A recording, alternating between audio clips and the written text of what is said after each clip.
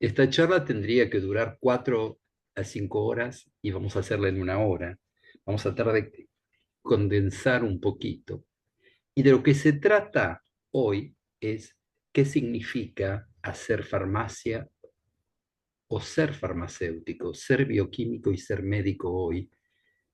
Y la conclusión es que no podemos seguir trabajando con el bagaje científico y técnico con el cual salimos de la universidad, porque la farmacia, la medicina y la biología molecular ahora son el presente y son el trabajo de todos los días.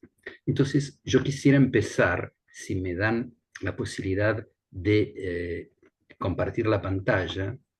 Ahí estamos compartiendo pantalla, ¿no? Perfecto. Entonces, vamos a empezar ahora y vamos a ver, perdón, ahí empieza la presentación. ¿De qué vamos a hablar? Vamos a hablar de qué, cómo se desarrolla y se controlan medicamentos gracias a la transmisión de la información genética. O sea, lo que nosotros antes conocíamos como biología molecular y como algo que era de bioquímicos o de científicos, ahora los tratamientos que necesita la gente ya no son ni privilegio ni exclusividad. Y no podemos seguir trabajando sin que la farmacia, el médico, los químicos, los legisladores y los ejecutores de políticas sanitarias trabajemos juntos. Y van a ver cómo no se va a poder seguir trabajando en biología molecular sin una conciencia política muy seria. Lo primero, entonces, vamos a hablar de qué hace el farmacéutico, el médico o el químico hoy frente a los tratamientos del presente. Entonces, nosotros estudiamos en la facultad de la Universidad de Buenos Aires y vamos a hacer una interacción de la facultad de farmacia, de medicina, con el agua salada de los salares, en los cuales hay una especie de color rosado en la superficie, y vamos a trabajar un poco para entender la biología molecular con los boletos de colectivo de autobús Capicúa. ¿Qué significa? ¿Qué quiere decir hoy hacer biología molecular leyendo cosas al revés y al derecho? Entonces, lo que vamos a tratar ahora es de asimilar estos conocimientos para entender cuáles son estos tratamientos que nosotros vamos a dispensar. Vamos a trabajar con productos biológicos, ¿sí? Sabemos entonces que las especialidades medicinales se dividen en varias secciones. Pero estos productos biológicos que hasta ahora eran una categoría, son, a partir de este momento, todo un panorama nuevo que se abre y para el cual no fuimos sensibilizados en nuestra formación. ¿Qué significa? Que digamos que el que era farmacéutico, médico, o el que hacía farmacología o farmacodinamia, hasta el año 2000 estudiamos la estabilidad de los medicamentos, la química, la física, qué pasaba con la contaminación microbiológica y cuáles eran los efectos terapéuticos y toxicológicos. Y hacíamos análisis físico-químicos de las materias primas, de los productos en proceso. Entonces, bueno, volvemos a que hasta el año 2000 estamos en este tipo de situación en la cual la formación que nosotros teníamos era química, física, microbiología y terapéutica, y que lo que trataba de explicar es que no alcanza hoy. Estamos en la segunda mitad de la década del 2000, en un foro farmacéutico en el cual hablamos de farmacias, de hospitales, ministerios de salud y autoridades sanitarias y universidad. Y lo que les quería comentar es a dónde nos lleva el saber de hoy.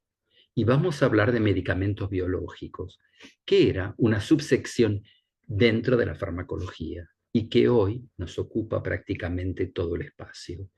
porque son productos con características particulares que los diferencian de los medicamentos obtenidos por síntesis química.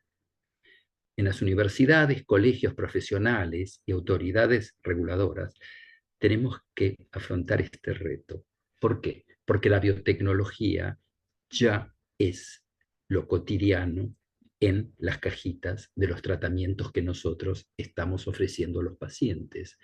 Esto que hasta hace 4, 5 o 10 años era trabajo de bioquímicos o de laboratorio de investigación, ya está llegando a las farmacias privadas y de hospital. ¿Qué son medicamentos biológicos? Son sobre todo proteínas. ¿Qué son proteínas? Son las estructuras de la vida. Son las que llevan a cabo todas las funciones. Todas las máquinas celulares son enzimas. Las enzimas son proteínas. Digieren, eliminan y copian, pegan y borran. Y tienen todas las propiedades de defensa y de contracción. Y bueno, cuando nosotros decimos que el ser humano o cualquier animal o cualquier vegetal, la vida está estructurada en proteínas, hay proteínas que pueden tener defectos, puede faltar una proteína, o no se produce, o no funciona, o es tóxica. ¿Cuál es el ejemplo más básico? Es la insulina. Es una proteína que falta en el caso de los diabéticos. O falta, o no se pega, o no hay receptor. Entonces, ¿cómo se obtiene, de dónde viene una proteína? Viene de un ADN, o sea, de un gen que tenemos todos. Y este gen va a producir una traducción de una información en proteína. Del gen a la proteína es pasar del disco duro de una computadora, de un ordenador, al papel de la impresión. Entonces, aquí estoy indicando que el ADN, que es el disco duro, va a producir ARN, que puede hacer un splicing y cortarse y transformarse en un mensajero y transformarse en una proteína. Esta proteína puede por sí misma servir o no servir. Hay proteínas que no sirven porque están inmaduras. Para madurar necesitan azúcares pegados, ¿sí? Entonces, si nosotros queremos fabricar proteínas, podemos engañar a la bacteria metiendo información. ¿Cómo se puede meter información? Con el plásmido. Plásmido son pedacitos de ADN que uno puede, por poración o electroporación, meter adentro de la bacteria. La bacteria tiene su cromosoma y un plásmido. Estos plásmidos se pueden abrir y uno puede meter información de lo que quiere que la bacteria produzca, ¿sí? Estos plásmidos se compran en el comercio. ¿Qué significa? Que si la bacteria va a producir sus proteínas, el plásmido también puede traducirse y fabricarme medicamentos.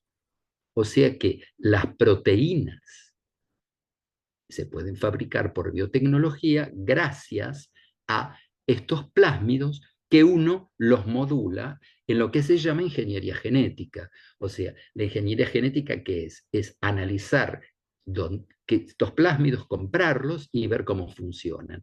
Fíjense que un plásmido que uno compra en el comercio tiene distintos espacios, lugares para iniciar la traducción, lugares que nos permiten purificarlo, lugares donde se termina la transcripción en el mensajero. Y bueno, todo esto uno lo tiene en una especie de, como si uno compra un aparato, compra un plásmido, lo abre y pone aquí la información. Quiero que fabriques tal cosa. Este plásmido, en función del mapa que ven acá, uno lo pone en la bacteria y la bacteria se transforma en una fábrica de proteínas y medicamentos. ¿Qué quiere decir? Que cuando ustedes vean que dice que es una proteína recombinante, es porque uno recombinó información adentro de un microbio. Entonces, uno compra el plásmido, lo corta, le pega el mensaje, lo cierra, lo pone en la bacteria y la bacteria va a ponerse a fabricar proteínas para ella y la proteína de la información que nosotros le damos Y ahora viene el trabajo del farmacéutico y del químico. Aquí no es control de la síntesis orgánica ni de productos de degradación. ¿Qué hay que controlar? Y esto es lo que tenemos que estudiar. Cambia totalmente el concepto de control de calidad de medicamentos. Primero, el plásmido, ¿qué es? ¿Qué bacteria usamos? ¿El medio de cultivo va a tener restos bovinos? ¿Va a tener cerebro bovino que permite a ciertas bacterias crecer? Y vamos a decir no, porque con el problema de la vaca loca está prohibido hacer medicamentos con derivados de cerebro o derivado bovino. Entonces, cuando estoy explicando estos esquemas es a dónde vamos a tener nosotros que intervenir para asegurar la calidad de los medicamentos para la salud pública. Pero ustedes vieron que la bacteria, que sería esto que está acá, el plásmido, va a traducir una proteína, pero no alcanza. ¿Por qué? Porque hay proteínas que por sí nos sirven y nos ayudan. Pero muchas proteínas con interés terapéutico necesitan que al fin de la traducción se agregue algo que se llama los procesos post-traduccionales, que sería pegarles azúcar para que sean activas. ¿Qué quiere decir? Que yo el plásmido este y la proteína no me va a servir como medicamento si lo pongo en Escherichia coli. ¿Por qué? Porque no le va a pegar los azúcares. Si yo quiero que la proteína tenga azúcar pegado, voy a tener que utilizar, en vez de una bacteria, sea una levadura, una cándida, para que me pegue el azúcar a la proteína, o células animales, que son, por ejemplo, las células CHO, que es las que se utiliza para hacer medicamentos y ciertas vacunas. Ustedes saben que dice antígeno producido en células CHO, que es un cáncer de ovario de hámster, que tiene la capacidad de, cuando uno le pone el plásmido, de fabricar la proteína y pegarle los azúcares. Entonces, miremos acá a la izquierda. La bacteria me hace proteínas. Nos va a hacer las proteínas gracias al ARN mensajero que nosotros le pusimos al plásmido. Para que me madure la proteína y se me pegue azúcar, ¿qué necesitamos? No sé si ustedes se acuerdan en la universidad que hablábamos del aparato de Golgi y el retículo endoplásmico. Bueno, ahora se sabe que los azúcares se pegan, o sea, los ribosomas que traducen el mensaje del mensajero están en el aparato este de Golgi, ¿sí? En el aparato de Golgi y después en el retículo van y se exportan. Si uno quiere hacer medicamentos que son glucoproteínas o glicoproteínas, van a ver que se expresan de las dos maneras, uno va a tener que utilizar como fábrica de medicamento una célula que tenga retículo endoplásmico y que tenga Golgi. A partir de ahí vamos entonces a poner un plásmido especial para que nos produzca esto. ¿Qué significa? Que la glicosilación de proteínas o lípidos, ¿se entiende? Se produce en el aparato de Golgi y después se exporta por el retículo endoplásmico. La mayoría de los medicamentos son glicoproteínas, entonces necesitamos un sistema que lo produzca de manera eficaz. Y si vemos en nosotros las glicoproteínas en los tejidos animales y tejidos humanos, prácticamente todos los tejidos tienen proteínas que tienen azúcares, poliazúcares o lípidos, con lo cual muchos medicamentos para que sean activos se tienen que fabricar desde el punto de vista biotecnológico en sistemas capaces de hacer procesos más allá de la traducción, o sea, la post-traducción, y serían levaduras o células CHO. ¿Qué quiere decir? Que producir un medicamento y vacunas, sobre todo vacunas con proteínas que requieren procesos post-traducción, se realiza en cultivos de células humanas que tienen Golgi, porque se necesita hidroxilar, metilar, agregar lípidos, fosforilar, glicosilar y acetilar. Todo esto que nos parecía a nosotros como sumum de la química biológica en su momento, es en este momento parte de la actividad cotidiana del farmacéutico y bioquímico que trabaje en contacto con productos biotecnológicos y que quiera saber cómo se produjeron. Para poder hacerlos hay que poner un plásmido, lo mismo que en la bacteria, pero un plásmido que reconozca células eucariotes. Se construyen, no sé, ingeniería genética, uno dice, quiero cortar acá, compra, y está todo en el modo de empleo, o sea, en el prospecto, usted corta, después le pega la información que quiere, lo pega con el sistema que hay para pegar el plásmido, se transfectan, ¿sí? Se pueden transfectar células humanas y se propagan, y después ustedes tienen en un frasco una fábrica de glicoproteínas que después, una vez purificadas, las van a tener en la farmacia como insulina recombinante o como otro tipo de medicamentos. Entonces, hacer todo esto significa que tenemos que entender de dónde viene, y fíjense que la eritropoyetina, la hormona de crecimiento, la insulina y los interferones, todos se obtienen de esa manera. Ahora, si hablamos de proteínas glicosiladas, también tenemos que hablar de anticuerpos, porque la terapéutica cambió. Ustedes saben que Milstein es un médico y bioquímico argentino que tuvo el premio Nobel, que fue el que inventó los anticuerpos monoclonales. ¿Cómo los inventó? ¿Cómo se les ocurrió? Inyecta un antígeno a un ratón. Después, en el vaso, retira los linfocitos y los pega a un tumor, ¿sí? A un tumor de una célula de un linfoma inmortal. Y crea un hibridoma. Se mezcla el tumor con la célula del vaso del ratón. ¿Qué vamos a obtener con eso? Una célula inmortal que no va a producir anticuerpos. ¿Qué quiere decir? Que la célula tumoral le va a dar la inmortalidad y el linfocito la capacidad de hacer anticuerpos. Entonces, esta idea genial de los anticuerpos monoclonales es lo que permitió la primera generación de estos anticuerpos. Entonces, tenemos un ratón, lo inoculamos con una proteína, por ejemplo.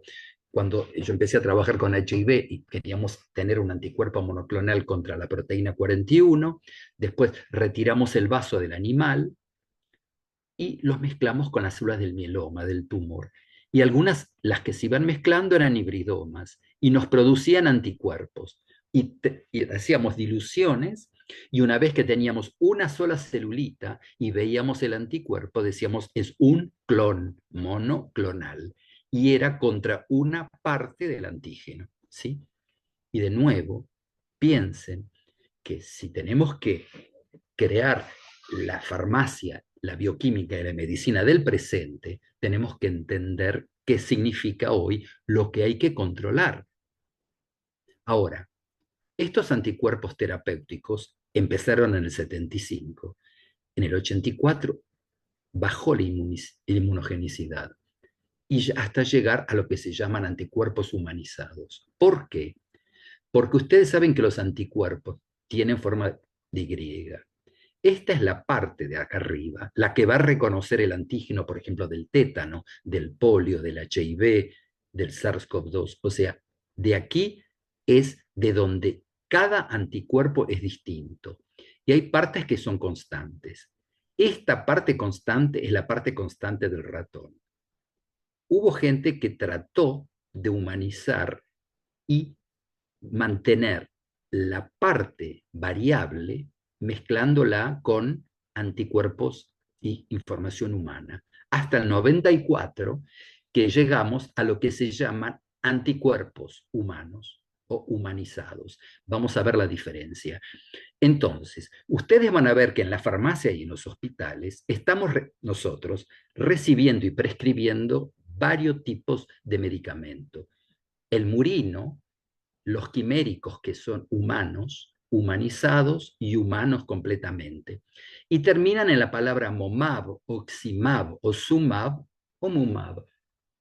Piensen y van a ver que no hay en este momento prácticamente ningún tratamiento de la artritis reumatoidea y de ciertos tumores que no tenga alguna molécula que termine en Ximab. ¿Qué significa que termina en Ximab? Que tiene un pedazo de ratón, que es este, y un pedazo humano. ¿Qué significa Sumab? Esto, el CD52. Entonces, se obtuvieron quimeras de ratón y de humanos, que son glicoproteínas, pero esta parte no produce reacción inmunológica a cuerpo extranjero porque es humana. Esto sí produce porque es de otra especie. Entonces, el tratamiento podía fabricar anticuerpos contra esto y neutralizarlo. Ahora, el CDR es la partecita de acá arriba, que es lo que hay que mantener, que es lo que va a reconocer lo que nosotros queremos neutralizar. Entonces, en las farmacias o en los hospitales tenemos en este momento productos que terminan con el sufijo MOMAB, XIMAB, SUMAB y MUMAB, que significa que gracias a técnicas de biología molecular se ha podido cambiar la parte inmunogénica del anticuerpo, la parte constante, manteniendo la parte variable del ratón. Pero también producía reacción, porque siempre había algo que no era en la quimera 100% humano. Y a partir de ahí, la biología molecular empezó a pensar que en nosotros, en nuestros genes, tenemos la capacidad de fabricar anticuerpos contra todo. Entonces, si nosotros buscamos en qué lugar del genoma está escrito dónde fabricar anticuerpos contra la sustancia X, la podemos aislar y inmortalizarla. A partir de estudios sobre el ADN humano, se fabrican anticuerpos sin pasar por el ratón. O sea, se utiliza lo que se llama la técnica de presentación de fagos, son virus que crecen muy rápido y van seleccionando proteínas, metiendo el antígeno y el anticuerpo. El anticuerpo sería lo que el fago va a reconocer y gracias al el CDR. Entonces, la fusión del gen que codifica un péptido con un gen del fago es lo que permitió la obtención de lo que se anticuerpos humanizados. Todos los medicamentos que terminan con el sufijo sumab. Entonces, uno toma células B de las cuales extrae el mensajero, lo convierte en cDNA, después busca con PCR todas las zonas variables hasta que hace un screening. Esto se hace a alta velocidad en empresas que testean y hasta que uno encuentre en qué lugar va uno a obtener un mensajero que reconozca tal antígeno.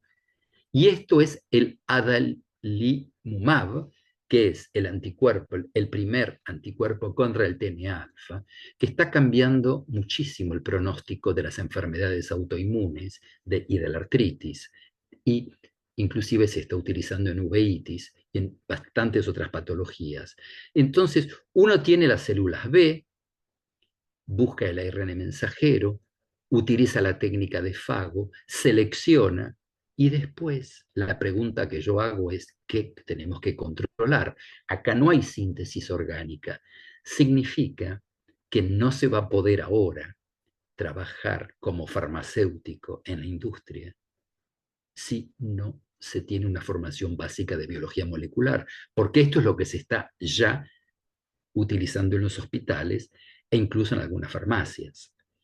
Entonces, de nuevo, si tenemos dadores y tenemos nosotros que expresarlo, tenemos que entender perfectamente bien las técnicas de biología celular para aislar células, cómo se separa el ARN sin que la RNasa lo destruya, cómo se buscan los sitios en que se reconoce, cómo se trabaja con los fagos, y esto es lo que se está en este momento utilizando en los bioreactores para la producción de los medicamentos del presente. Aquello no es futuro, los anticuerpos que se venden o que se dan en los hospitales en ciertas patologías y sobre todo en oncología, así son que se obtienen.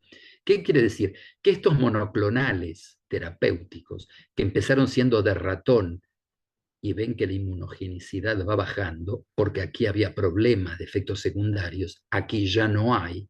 Los anticuerpos humanizados son los que terminan en sumab, en omalizumab, y es lo que en los hospitales, lo que hagan farmacia hospitalaria o los médicos del hospital o los que hagan trabajo de investigación, tienen que entender que la nomenclatura inclusive de los medicamentos está cambiando.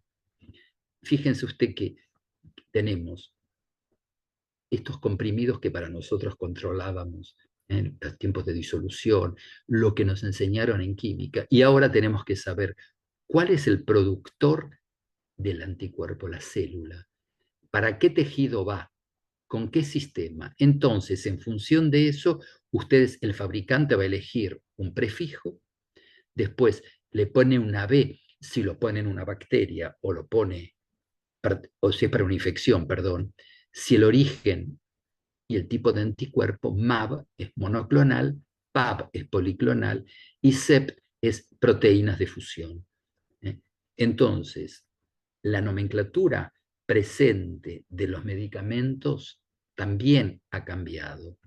Y fíjense que en dermatología tenemos toda esta línea de productos que ya están disponibles, el adalimumab, este humano, fíjense, el dupilumab, el etanercept, estos son células de fusión, se utilizan en dermatitis atópica, en psoriasis, en hidroxiadenitis, en cardiología para dislipidemias y riesgo cardiovascular ya se están utilizando, los ensayos clínicos se están terminando.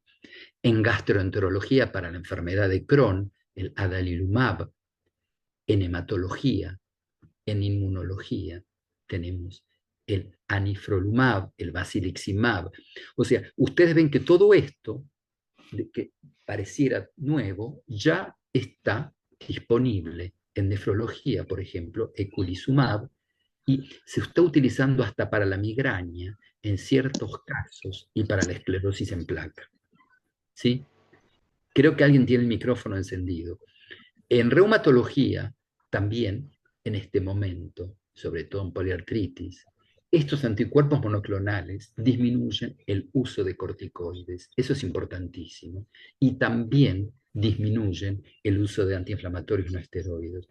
Por supuesto que hay que controlarlo muy bien porque pueden tener efectos inmunosupresores y predisposición a infecciones, sobre todo pulmonares. Pero todos estos productos ya se están en este momento utilizando en ciertas patologías severas. En oftalmología, en la degeneración macular ligada a la edad, ¿sí? O en la neuromielitis óptica también.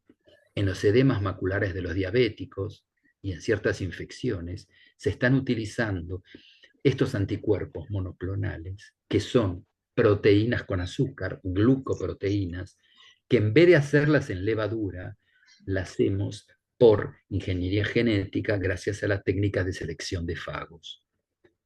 En oncohematología es donde en este momento más se están estudiando y donde más publicaciones y ensayos clínicos.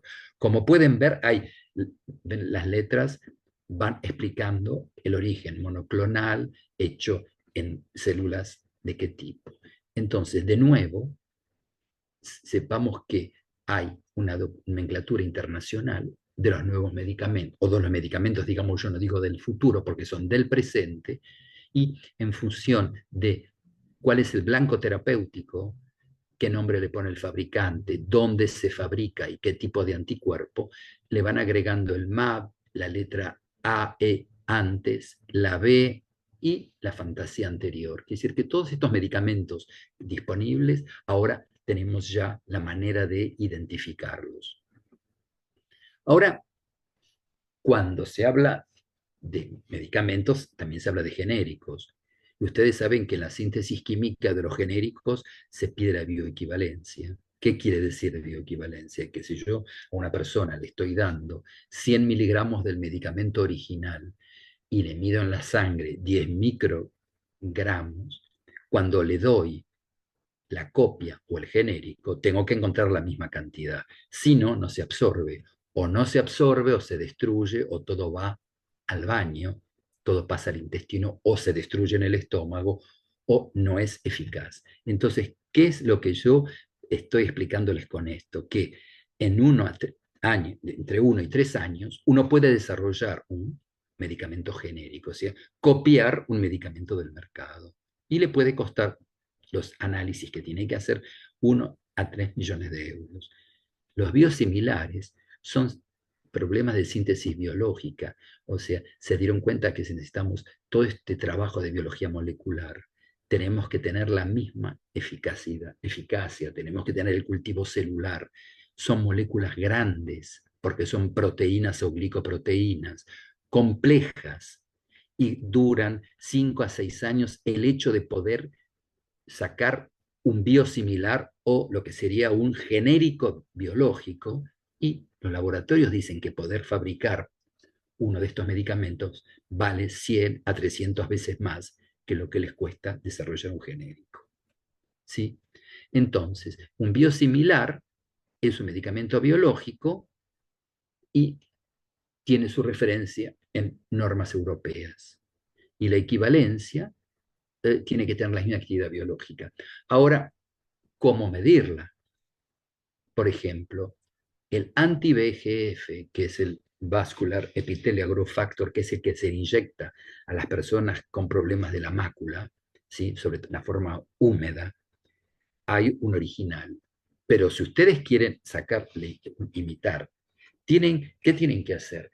Además de la opción clínica, hacer una bioequivalencia. ¿Y cómo se puede hacer? Es dificilísimo. Y el que tenía la técnica original no la quiso dar. Entonces, como es un factor de crecimiento de células vasculares, yo había propuesto como modelo las células del endotelio vascular del embrión. Son células muy sensibles que necesitan un factor de crecimiento. Si el anticuerpo lo bloquea, vamos a comparar el original con el bioequivalente. Pero ven que medir la actividad biológica de un bioequivalente requiere otra cosa que una cromatografía, porque no es la huella digital de la molécula, es la actividad de la molécula. Y lo mismo con la toxina botulínica, que la gente pensaba que fabricar toxina botulínica alcanzaba con la estructura molecular, y no. Cuanto más limpia es la toxina, menos activa es, porque necesita, es como si fuera un dímero con una hemaglutina alrededor. Entonces, si uno no mide la actividad biológica, no puede decir que es bioequivalente.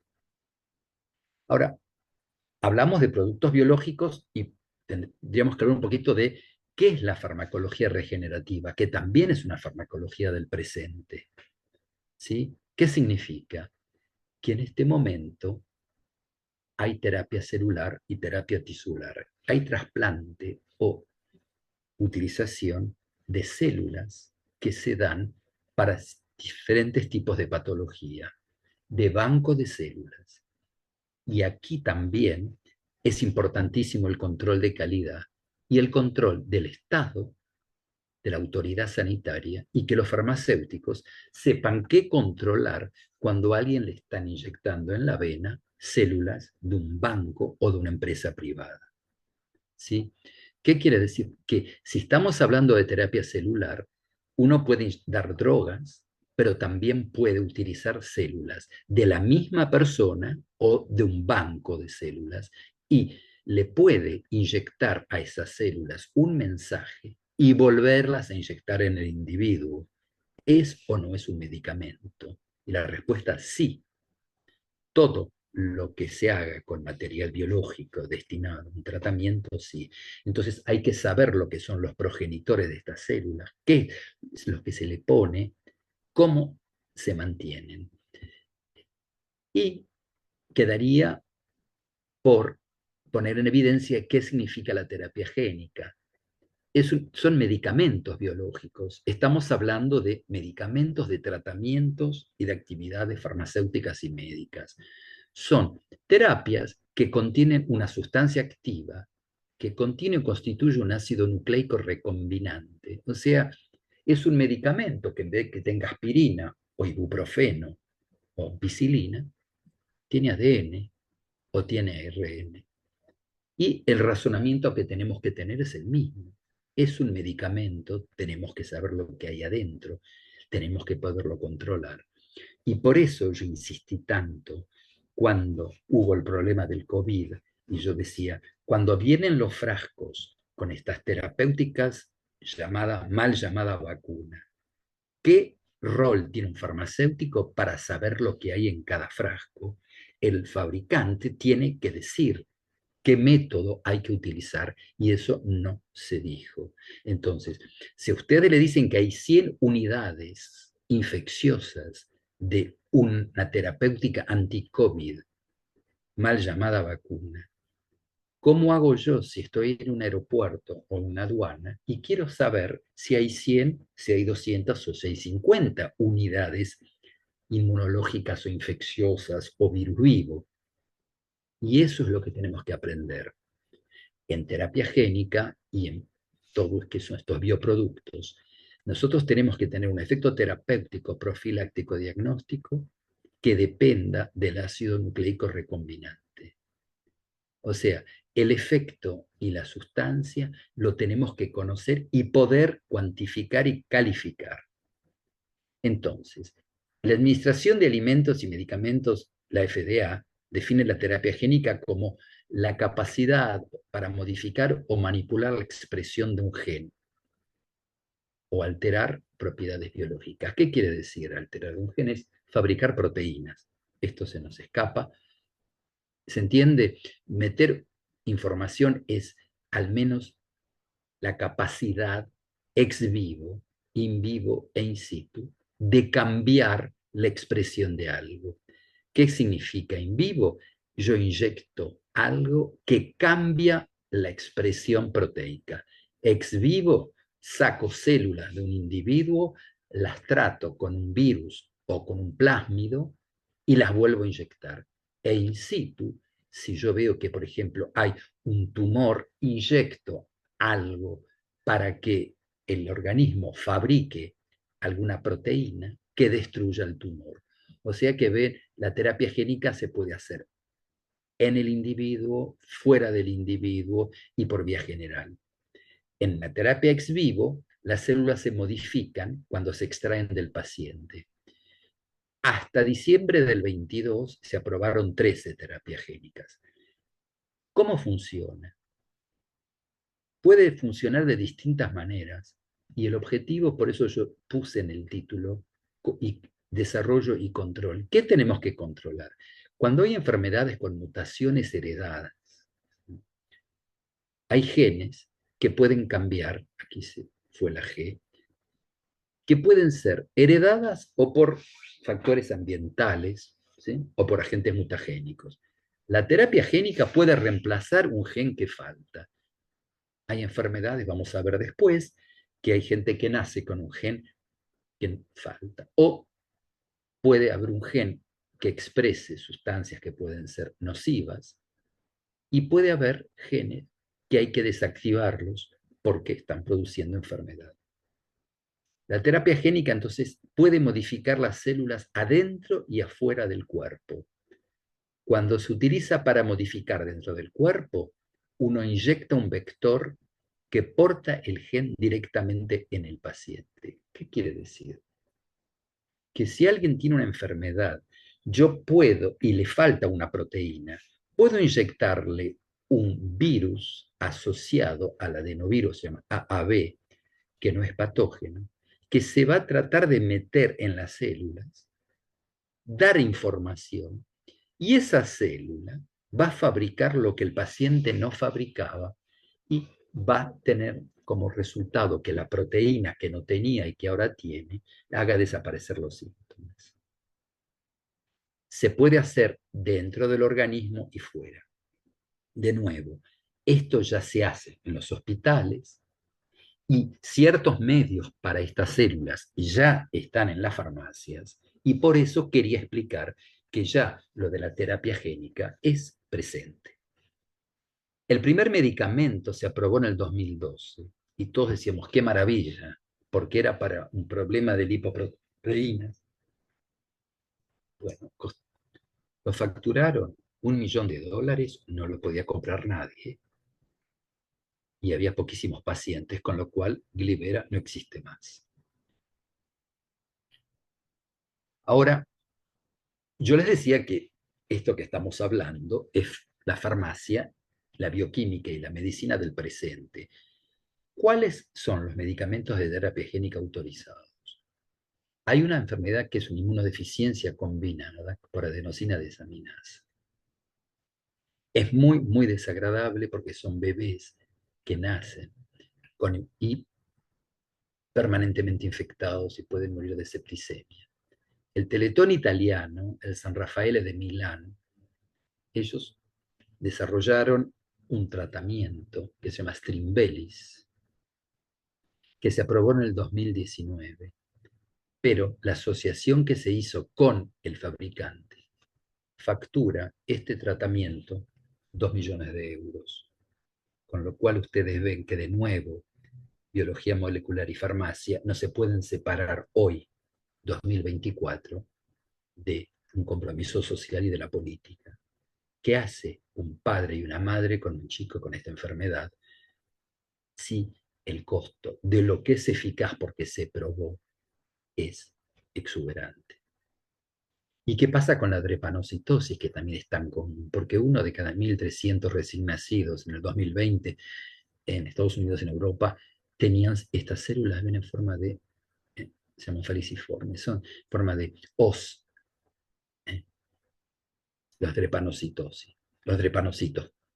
Acá tenemos drepanocitos también, se ven bien al microscopio, transportan muy mal la hemoglobina y son enfermedades a partir de los 3 meses. Producen, por supuesto, ACV en los chiquitos y muerte prematura, además de problemas de anemia, de agotamiento, es una enfermedad mortal. Apareció un medicamento que se llama Casgevy y que se autorizó. Lo mismo pasa con Skizona y Sinteglo, que son para la talasemia. En el caso de la talasemia, las células, los glóbulos rojos se apelmazan, se achicharran. ¿Sí? Los pacientes tienen genes de betaglobina mutados y prácticamente la cantidad de hemoglobina que circula es baja y son pacientes que necesitan permanentemente ser transfundidos. La hemofilia B, lo mismo. Hay un medicamento que se acaba de aprobar y el precio que le aplica, ustedes ven los moretones que aparecen en la gente joven, los hemofílicos, la enfermedad de la sangre azul. Una persona normal puede coagular, un hemofílico no va a coagular. Y están cobrando $3.264.000 cada inyección. La de un adrenoleucodistrofia cerebral es lo mismo, con problemas de ácidos grasos, y ven el costo de este medicamento. En la leucodistrofia metacromática también es una enfermedad muy rara, se acumulan lípidos en el cerebro. Apareció el medicamento más caro de la historia de la farmacia y de la medicina, y se hizo un boom como que fuera algo maravilloso, porque es una infusión única, una sola dosis que se le pone a las células progenitoras de la sangre del propio paciente y que le cobran en abril, pregunté, la inyección vale $4.250.000. Ustedes se dan cuenta hasta dónde lo que estamos hablando tiene implicaciones sociales y políticas. Lo mismo la distrofia retiniana. Cuando la gente pierde la visión, no problemas de mácula, pero cuando los chicos jóvenes tienen esta distrofia, ¿sí? Por mutaciones bialélicas del gen RPE65, Hay un medicamento Luxturna que inyectado permite parar la evolución completamente a $425.000 por ojo. La neuropatía de Leber es lo mismo, aparecen chicos chicos, se inyecta un virus con una información genética, la enfermedad se para y recuperan la vista. El precio no se conoce. En la atrofia espinal, que hay bastantes casos en México, el individuo sano conecta la neurona con el músculo, en el individuo con atrofia muscular espinal no, porque tiene una falla genética, ¿sí? El gen de la neurona motora 1.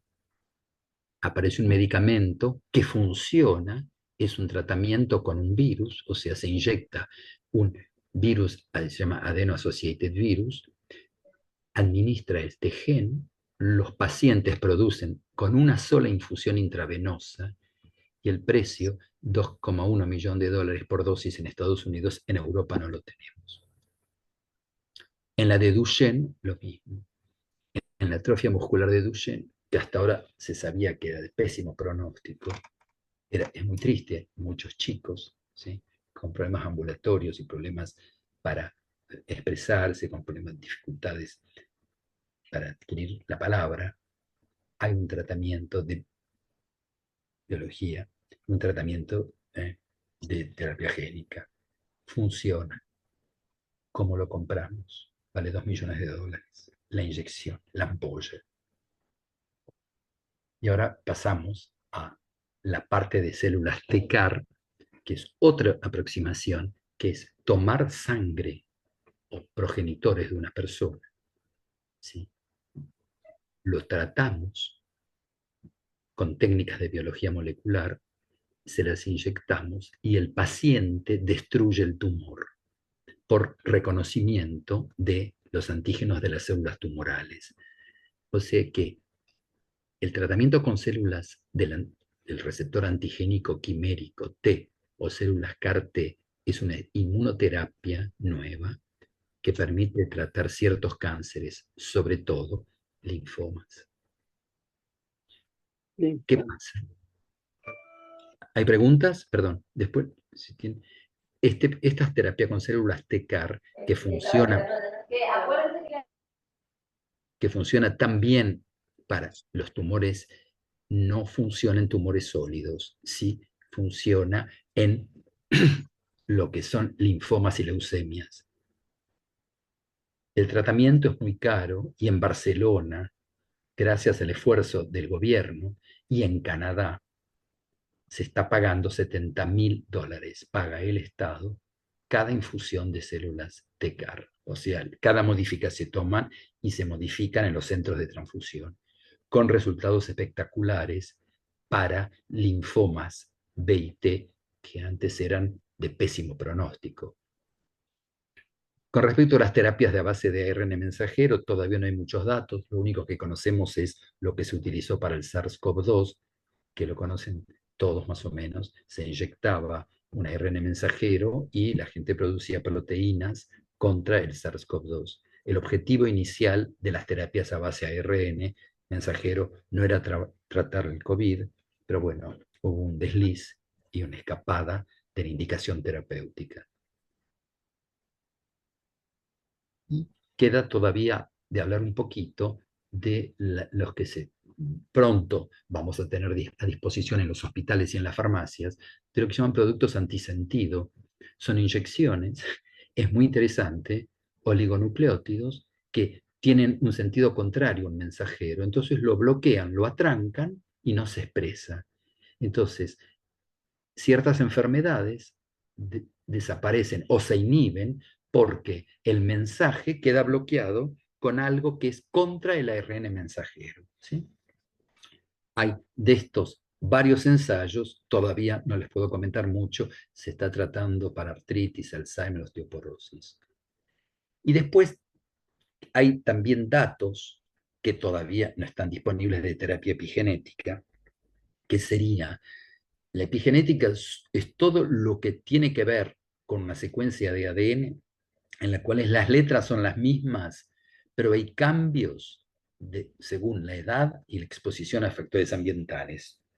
Por ejemplo, se pueden metilar ciertas bases y entonces aparecen como etiquetas pegadas al ADN que se activan y se desactivan. Y se piensa que, según los ensayos preliminares, esto podrá utilizarse para corregir errores de enfermedades genéticas. Y el último punto es el CRISP, que tanto se habla. ¿Y qué es el CRISP? Cuando uno lo escucha y lo ve y lo analiza en la prensa, parece que esto es complicadísimo. Y le voy a tratar de explicar de dónde viene. Ustedes saben que hay bacterias halófilas que viven en el agua salada y hay bacterias que viven en el agua dulce, bacterias en todas las situaciones. Y hay un señor español, Mojica, que le interesaba muchísimo la genética de las bacterias. ¿Qué pasa? A principios de los 80, un señor japonés, y Mojica, descubre qué cosa. ¿Ven estos boletos Capicúa? ¿Qué significa un Capicúa? Que se leen de un lado y del otro. Palíndromes se llaman, secuencias palindrómicas. Tomaban el ADN, lo leían y decían, pero no puede ser. En este pedacito yo lo leo para la derecha y a la izquierda y me dice lo mismo. En cambio, acá no entiendo nada en la mitad. Acá lo mismo.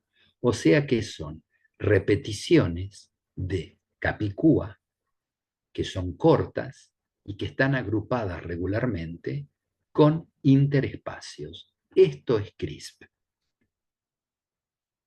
Entonces, Mojica vio que había en las bacterias del agua salada y en todas las otras bacterias. Cuando pone la computadora, ve que hay secuencias Capicúa que se leen de derecha a izquierda, de izquierda a derecha, y espacios en la mitad. Y estas secuencias están en prácticamente todas las bacterias. ¿Qué pasa? Que si ustedes tienen esa secuencia, la pregunta es, ¿qué hay en el medio? O sea, supóngase, yo digo arenera, la puedo leer de derecha a izquierda y derecha a izquierda, ¿sí? Pero ven que aquí hay lugares que, no, digo, ¿y esto qué significan estos espacios? ¿Qué pasó aquí? Hasta que, con ayuda de varios laboratorios, se dieron cuenta que estos son pedacitos de secuencias de virus. Uno se pregunta, pero si son bacterias, ¿qué tienen que hacer acá los virus? A partir de ahí, de los Capicúa y de los espacios, se empezó a estudiar qué es esto que hay acá en el medio. ¿Qué hay en el medio de la secuencia Capicúa? Son pedazos de virus que una bacteria contactó o conoció. Si la bacteria le ganó la lucha al virus, cortó el ADN de ese virus o el ARN y lo dio vuelta y lo pegó acá. Si lo vuelve a encontrar al virus, lo corta en pedacitos, lo reconoce por acá. O sea que en el cromosoma de la bacteria hay una especie de memoria inmunológica. A partir de ahí, mucha gente dice, me vuelvo creyente, porque pensar que nosotros fabricamos anticuerpos para defendernos, pero los microbios invisibles, cuando los atacan los virus o los atacaron hace miles de años, quedaron en el agua salada, en el agua dulce o en todas partes, consecuencias capicúa y pedacitos, diciendo cada uno de los que lo atacó en la historia ¿eh?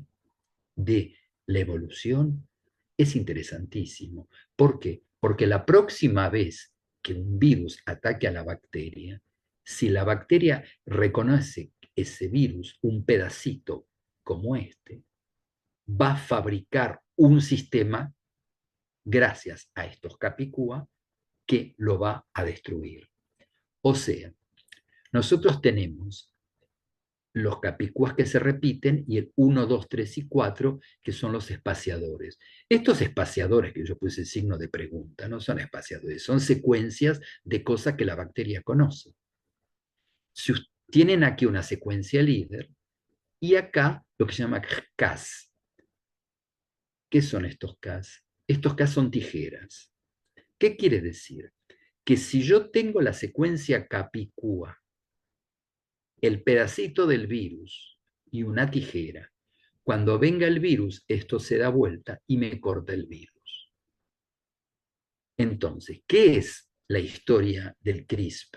Es meter algo en un lugar y cortar la información genética. Eso se llama edición genética.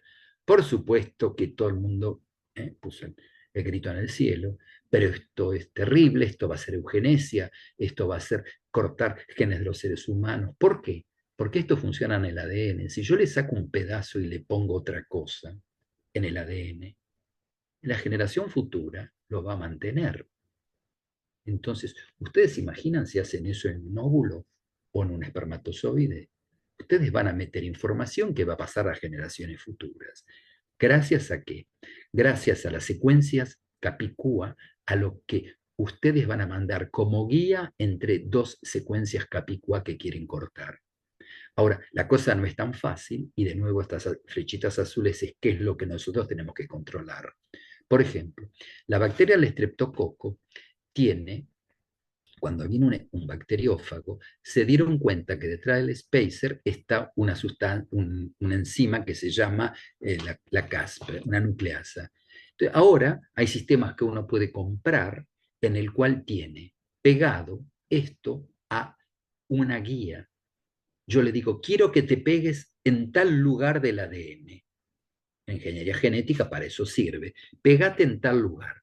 Entonces, esto se me va a pegar y la enzima del estreptococo me lo va a cortar, pero me lo puede cortar de los dos lados y me puede hacer desaparecer ese pedazo de información.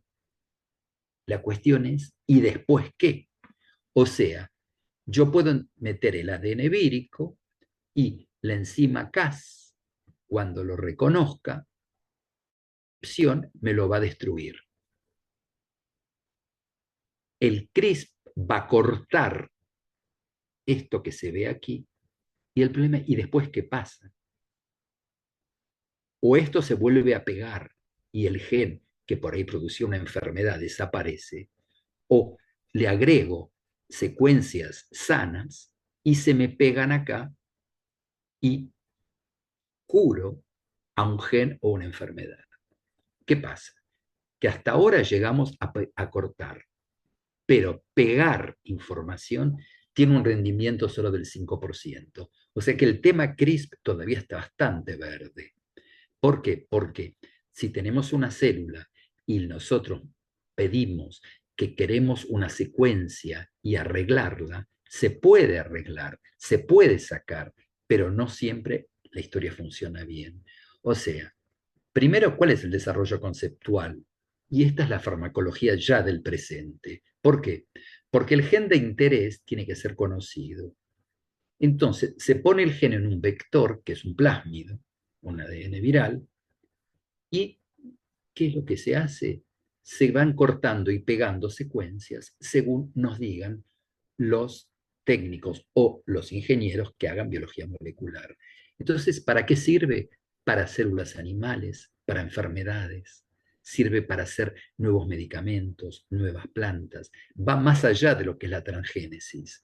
Si yo tengo un ADN objetivo, que es este, y lo quiero cortar, lo puedo sacar gracias a la Cas9 que lo rompe y la guía que yo le voy a poner, que la voy a diseñar. La Nicasa lo mismo. Entonces, esto que parece un poquito ciencia ficción, en el 84 se pudo sacar células hematopoyéticas, o sea, precursores. Yo no digo nunca células madres porque no son células madres. Las únicas células madres es el espermatozoide y el óvulo durante las primeras horas. Todo lo demás son células pluripotentes, no totipotentes. Totipotentes es una célula que puede hacerlo todo. Pluripotentes son células que pueden hacer varias cosas. Entonces, en el 90, una chica de 4 años con una enfermedad de adenosina desaminasa, se le pudo tomar células pluripotentes cortar, ponerle un gen sano y la cosa funcionó. Desde ese momento hay poca cosa que sale. Sin embargo, en la drepanocitosis, que es lo que vimos hace un rato, que es esta enfermedad con drepanocitos en forma de hoz, ¿sí? Una enfermedad de la sangre, pueden producirse oclusiones y muertes, sobre todo en los chiquitos. Y en la talasemia son, es una microcitosis por un problema de hemoglobina, la cual hace falta todo el tiempo transfundir. Esta gente tiene dificultades inclusive cuando toma el avión, cuando toma ciertos medicamentos, o quinina o antiinflamatorios.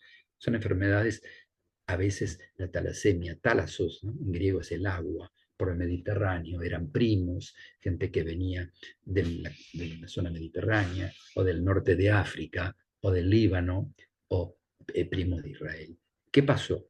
Cuando se casaban entre primos y hacían un hematocrito y veían que había microcitosis, se podía hacer el análisis de la hemoglobina y aparecía la talasemia alfa o beta.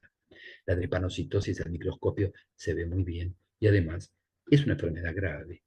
Entonces, hay un medicamento que ahora existe para la talasemia, se llama Casgevy, que se toman las células y se silencia un gen en los glóbulos rojos, porque el problema viene de los restos de hemoglobina fetal.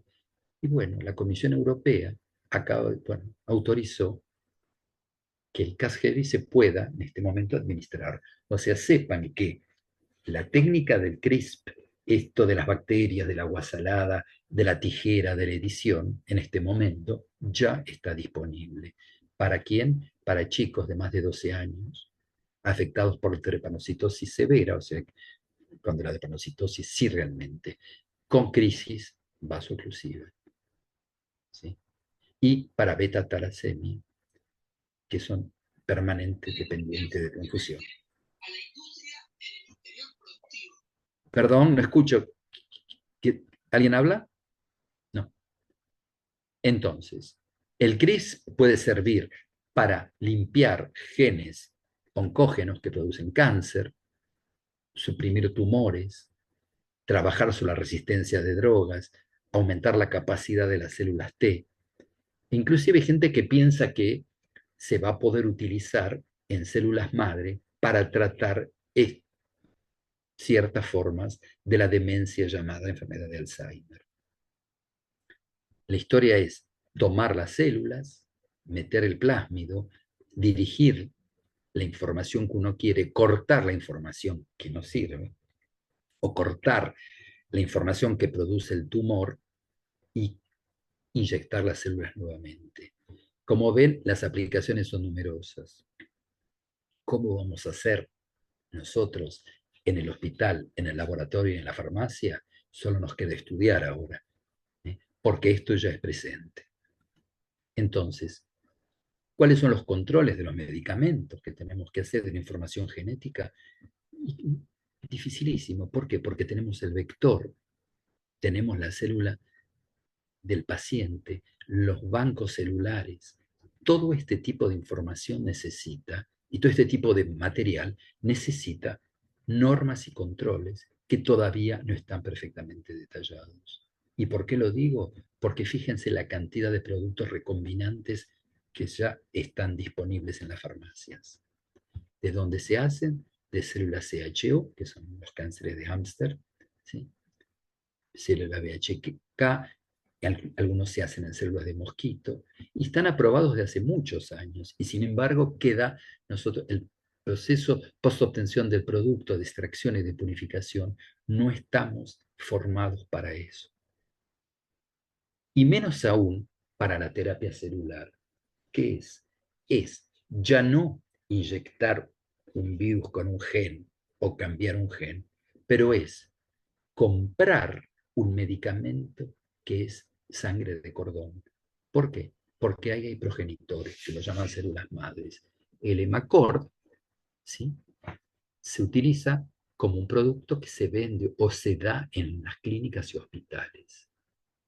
Hay otra preparación que se llama lantidra, que son células halogénicas de islotes de Langerhans.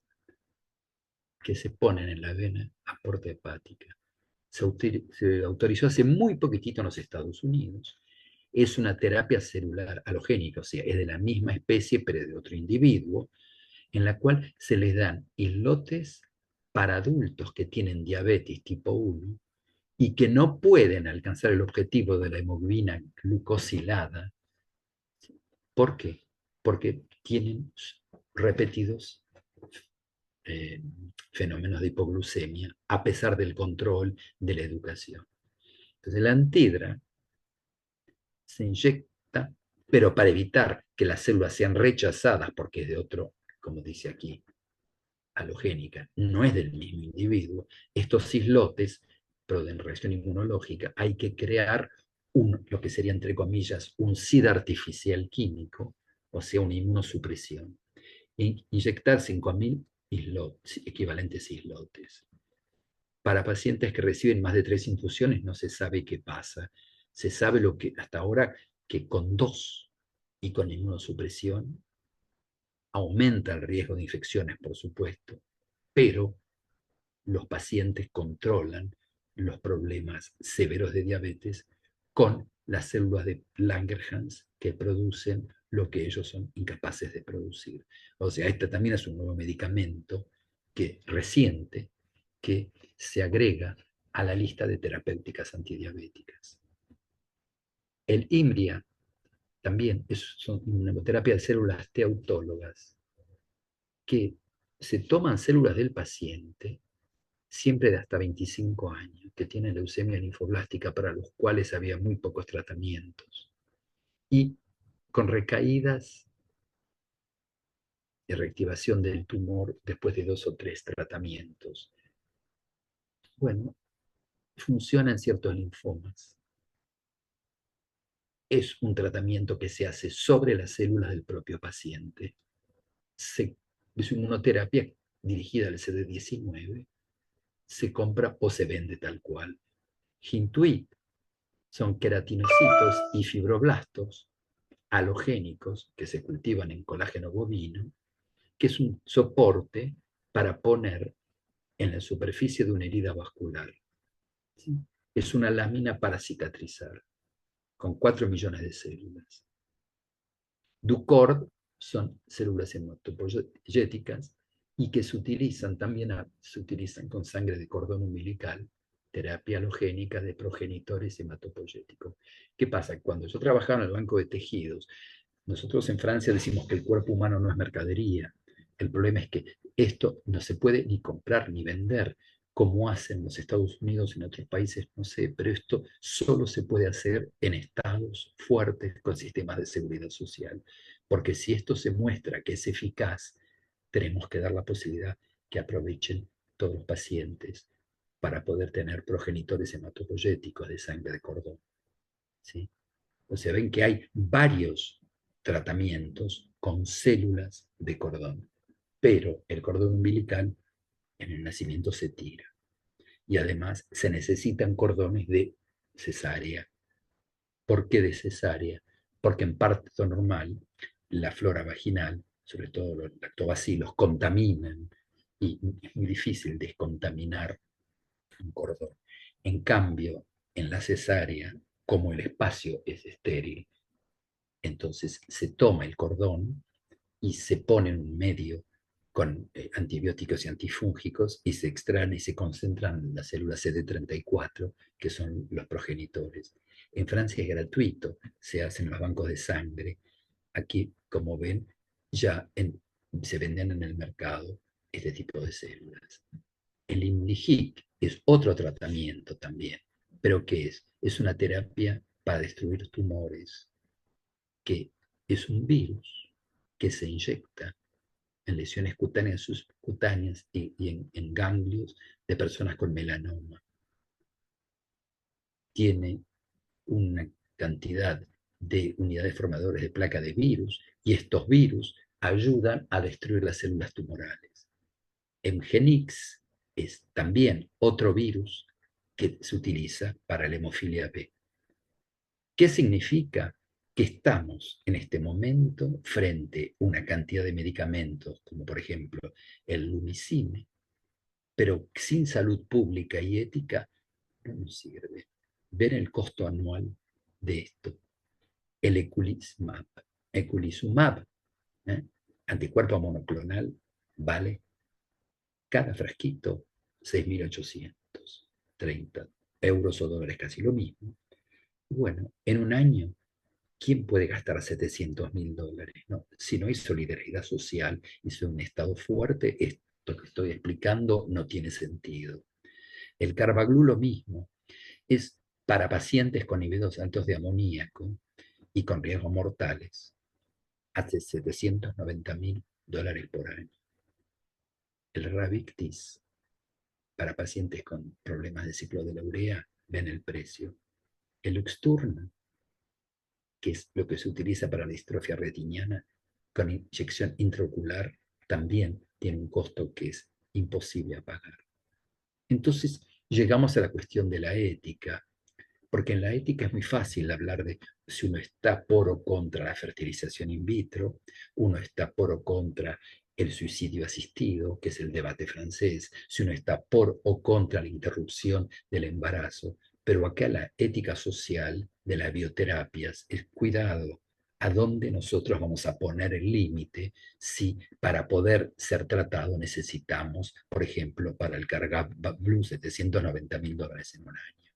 Fíjense, esto es lo que gasta en Francia el Estado para ciertas enfermedades por persona, 40.000, 30.000, 27.000. Fíjense, esto no lo puede pagar un individuo, solamente lo pueden pagar países con sistemas basados en la solidaridad. Todos estos son medicamentos activos. Estos son el costo, el rango número 11 en el costo del glutide, hormonas, lo que vale por año, ¿quién lo paga? Tiene que ser obras sociales, tiene que ser el Estado, tiene que ser el individuo, tiene que ser la solidaridad social, y ese es el debate ético más importante. Porque el costo que paga el contribuyente es importantísimo. Por ejemplo, para el UNIRA, que es un inmunosupresor, ¿sí? Que es un anticuerpo monoclonal, como les comenté, humanizado, o para la enfermedad intestinal de Crohn, gasta el Estado francés 460 millones de euros. Para los problemas de degeneración de la mácula, 322. Crestor, para el colesterol, 240 millones. ¿Qué significa? Que la ética hoy ya no es lo que se pensaba. Hablábamos de control de biotecnología roja cuando era medicina, de nuevos antibióticos, vacunas. Hay gente que se enoja porque dice que hay vacunas que no son vacunas y que el combate que tienen es ese. Otros que están con los, ¿cómo se llama? Los organismos genéticamente modificados o protegiendo el mar. Yo estoy de acuerdo, todo esto son combates que tenemos que tener todos de frente. Pero fíjense qué hacemos ahora cuando estamos frente a una persona que está enferma y tenemos un tratamiento y el costo es extremadamente abusivo. ¿De dónde viene? Entonces, de nuevo, ¿cuál es la ética de los bioproductos, de la terapia celular, de la terapia génica y la política sanitaria? Esto yo lo dejo abierto como pregunta, porque a pesar de la preocupación científica de las sociedades por la prohibición de la edición genética, ustedes saben que el CRISPR no se puede usar para embrión. Pero un señor en la China lo hizo y le salió mal. Fue un escándalo científico. ¿Qué pasó? El HIV se pega al CCR5, es un receptor. Entonces tomó el CRISPR y le salió, tomó un embrión, un óvulo, perdón, y le cortó ese pedacito con una guía del CCR5. ¿Qué quiere decir? Que el HIV no se iba a pegar. Entonces iban a ser una criatura sin riesgo de SIDA. Pero la mala suerte quiso que no sea una, pero sean mellizas. Una sin los receptores y la otra con el receptor. ¿Sí? Bueno, este señor estuvo preso, ahora desapareció, no se sabe dónde está. Otro señor, también ruso, quiso hacer lo mismo. Y en la actualidad, la edición genética del embrión, o sea, no se puede tomar ahora un óvulo o un espermatozoide, un óvulo fecundado, y decir, bueno, voy a estudiar la técnica CRISP, voy a cortar tal pedacito porque quiero hacer eugenesia. No se puede. O sea, uno puede romper ADN con alta eficacia, pero la mayoría de los embriones no reparan el daño. Cuando lo reparan, es el 5%. Por eso está prohibido, porque vamos a llegar entonces a una situación totalmente incontrolable. Entonces, la investigación actual sobre el tratamiento de terapia génica se ha centrado en atacar células del cuerpo, como la médula ósea o las células sanguíneas. Y no se puede transmitir. Cuando usted trata un tumor, no está tratando a las células progenitoras. En cambio, la terapia génica, si usted está trabajando con óvulos y espermatozoides, que son células germinales, lo que usted cambie va a pasar a los hijos y a los nietos. Entonces, por eso ni los Estados Unidos ni Europa permiten que se use dinero federal, o sea, dinero de fondos de los trabajadores, de los impuestos, para financiar este tipo de investigación. En China se puede hacer y en Rusia también. Pero ustedes ven el riesgo al cual llegamos y los límites. Entonces, uno se hace preguntas. La terapia génica implica realizar cambios en el ADN. Plantea preocupaciones éticas específicas en referencia a la edición del genoma. ¿Eh? Cuando nosotros vamos a tomar células para cortar y pegar cosas, ¿cómo podemos distinguir los usos sanos y los pervertidos de las tecnologías? Es lo que yo digo cuando uno habla con gente que está en diputados o en senadores y hace estas preguntas. Le digo, nosotros trabajamos con la ciencia para avanzar en los tratamientos. Ustedes son los que tienen que darnos los límites, pero no se puede decir, no se puede investigar. Porque ¿quién decide qué rasgos son normales y cuáles son una discapacidad o trastorno que hay que cortar? ¿Quién va a pagar estas terapias génicas? Y esto que vimos recién, a 700, a 1 millón, a 2 millones, o sea, esta cosa sin vergüenza que anuncian como precio, ¿quién puede hacerse cargo de estos tratamientos? Ahora, si la terapia esta de edición se hace como algo banal, las personas diferentes no van a tener lugar en la sociedad. Vamos a tener que permitir la terapia génica solamente para quién, para los que consideramos nosotros de fenotipo agradable. Es decir, ustedes se dan cuenta que todas estas preguntas no tienen por ahora respuesta. Entonces, tenemos nosotros el ADN que lo estamos estudiando, manipulaciones genéticas, trabajos en bacterias, la transmisión de la información genética, que es el objetivo de esta presentación, y de los medicamentos. ¿Sí? Tenemos nosotros la información genética, tenemos la formación universitaria, tenemos la sal, o sea, lo que son las salinas a partir del cual aparece el CRISP. Pero después, ¿cuáles son los factores que afectan al rendimiento de las inversiones? ¿Cómo es posible que nos estén poniendo a nosotros frente al dilema de decir, o le consigue 4 millones o su hijo se muere, o 2 millones y se muere? ¿Me entienden? Entonces, están hablando, no escucho. Tienen que cortar el micrófono, por favor, porque si no, yo no puedo seguir. ¿Puede cortar? Entonces, hay gente que dice que tiene activos intangibles con patentes, marcas, secretos comerciales, pero nosotros, la amortización de una investigación, ¿de dónde viene? Y yo me hago esa pregunta, porque fíjense, tenemos nosotros el CNRES o el CONICET, los hospitales, el NIH, y tenemos el ADN, y tenemos sistemas de amortización. Si a uno le dicen que le venden un medicamento por $1 millón o por 4 millones porque hubo mucho trabajo de investigación, ¿quién lo pagó? Lo pagó, si lo pagó el Weizmann, o lo pagó el CNRES, o lo pagó el CONICET, o la Assistance Publique, o el Hospital Adasa. Lo pagaron el impuesto del pueblo, de los trabajadores. No lo pagó el laboratorio. El laboratorio tomó el medicamento y lo distribuye. y quieren en 3 años amortizar todo el esfuerzo que se hizo con el dinero del tesoro público. Entonces, por más sistema francés, alemán o americano que haya en la amortización, la investigación es una cosa que no se puede facturar al enfermo desesperado cuando sabe que hay un tratamiento, cuando no fue el laboratorio que vende el que gastó el dinero, sino ese dinero vino de los fondos públicos.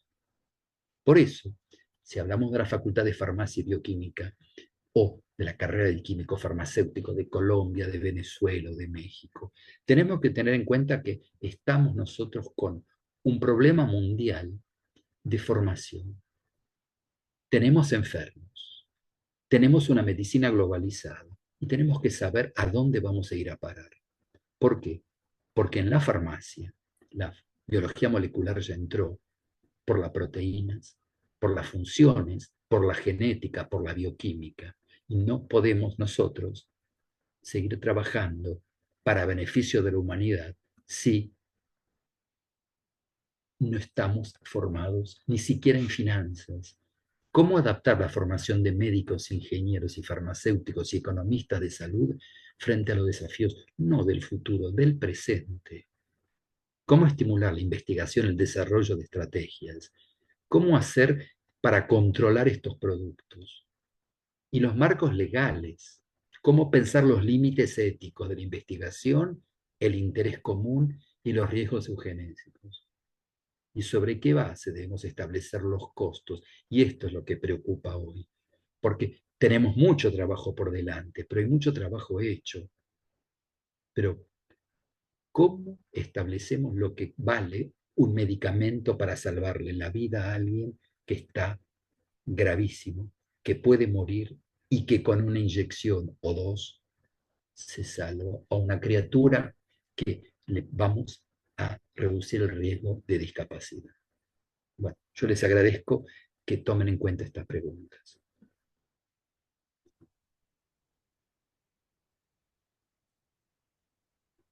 Hola. Hola, sí, aquí estoy.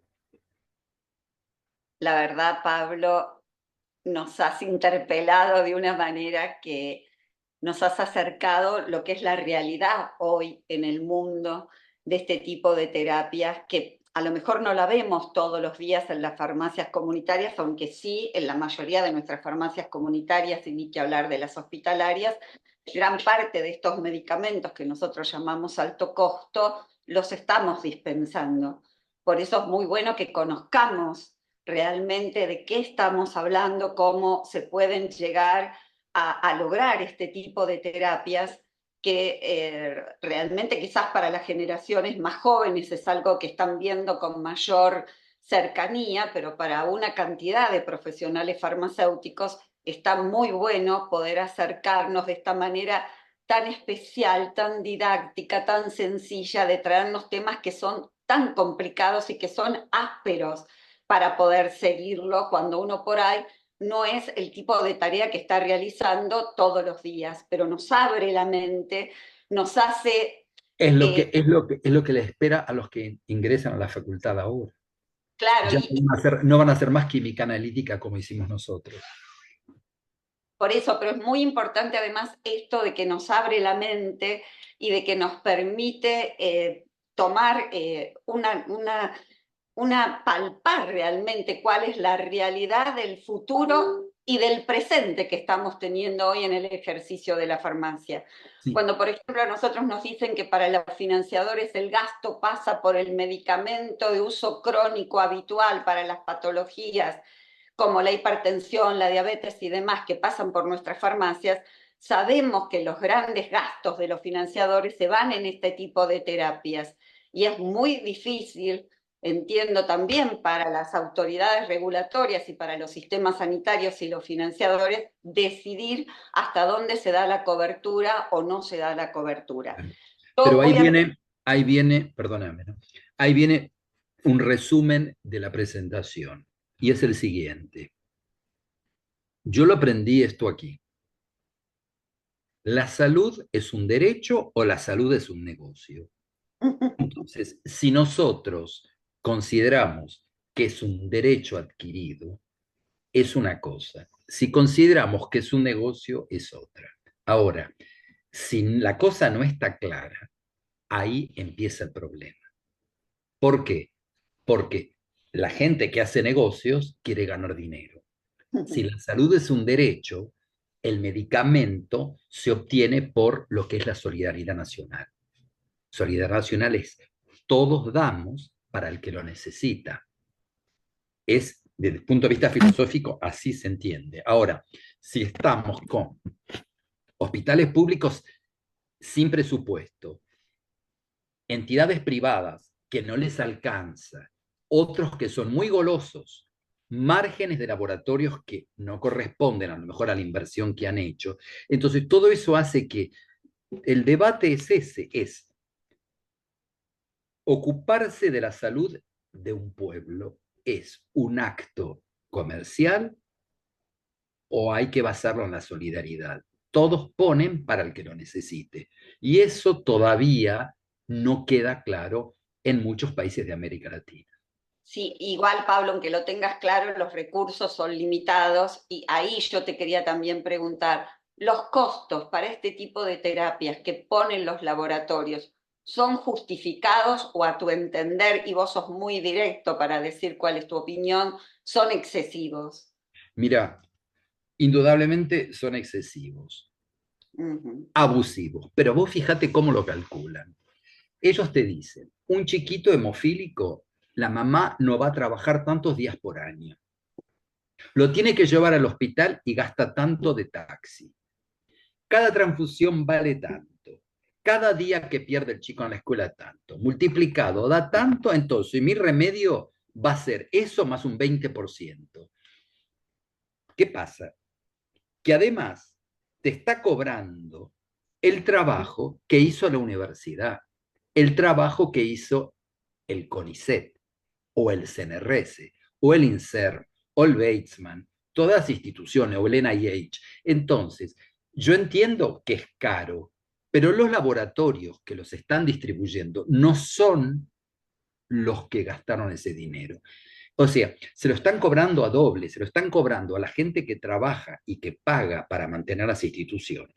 Por eso el debate tiene que abrir. Y el objetivo de esta charla es un poco ese.